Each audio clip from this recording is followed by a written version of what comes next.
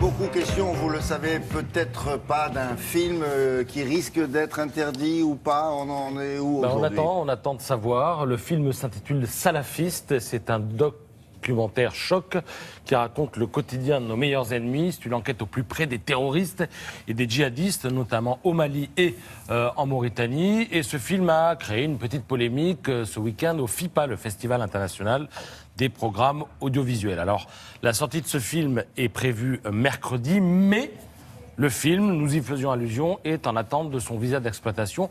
Le ministère de l'Intérieur a envisagé son interdiction et Fleur Pellerin, donc, doit décider. Peut-être l'interdira-t-il au moins de 18 ans. Alors, Libération explique que ce matin que dans ce film, on donne la parole à des détraqués raisonneurs, je cite.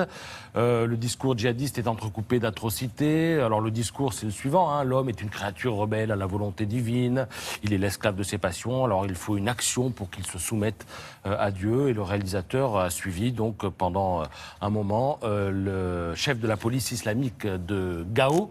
Gao, c'est au Mali. Alors il repère les femmes vêtues de manière incorrecte, les buveurs d'alcool, les fumeurs, les jeunes qui écoutent de la musique. Et évidemment, ils sont punis quand ils ne sont pas exécutés. Alors, question que pose ce matin Libération, qui est en général pas une mauvaise question, mais il ne faudrait pas que cette question masque toutes les autres.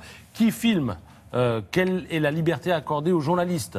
Parce qu'il n'y a absolument aucun commentaire dans ce film. Bon, en même temps, se poser cette question, c'est aussi biaiser le débat, c'est aussi refuser de voir et d'entendre ce qui se passe au Mali et en Mauritanie. Est-ce que le journaliste apporte la contradiction à celui qu'il rencontre ou il ne peut pas? Non, il ne peut pas, parce que s'il n'est pas sûr de revenir et de nous proposer son film. Sinon. Donc voilà, il a sa caméra. D'ailleurs, il dit dans Libération, j'étais là-bas, j'ai tourné, je me suis demandé si j'allais revenir, et pourtant il était sage. Bon, il est revenu, le film est là. Ce serait pas mal qu'on puisse écouter ce que disent ces djihadistes, même si on connaît un petit peu la teneur de leur discours.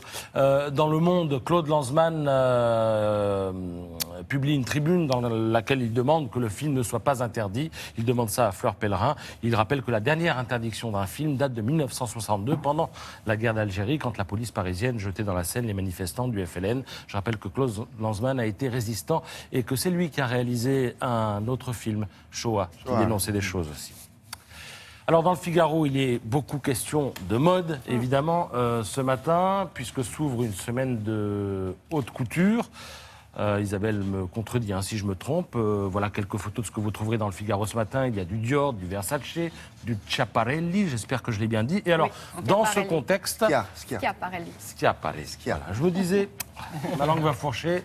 Ça n'a pas loupé. Alors, dans ce contexte, sort un livre splendide que je vous conseille, chez Citadel et Masno, intitulé L'art de la mode. Tout sur les corsets, les pantalons, les jupes, les robes, les tissus, etc.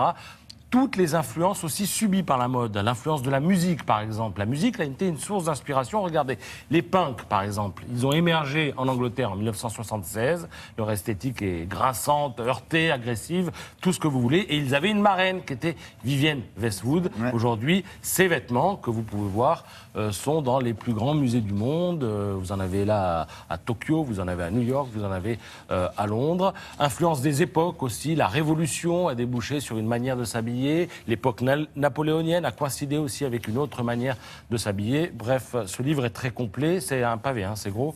L'art de la mode, c'est Catherine Ormen qui le signe. Vous connaissiez? Oui. Ah bon. C'est une bonne référence. Catherine Ormen, oui. C'est bien. Sinon, je vous disais, c'est un joli cadeau de fête des mères. Spécialiste de la mode. Merci beaucoup. On continue avec Damien.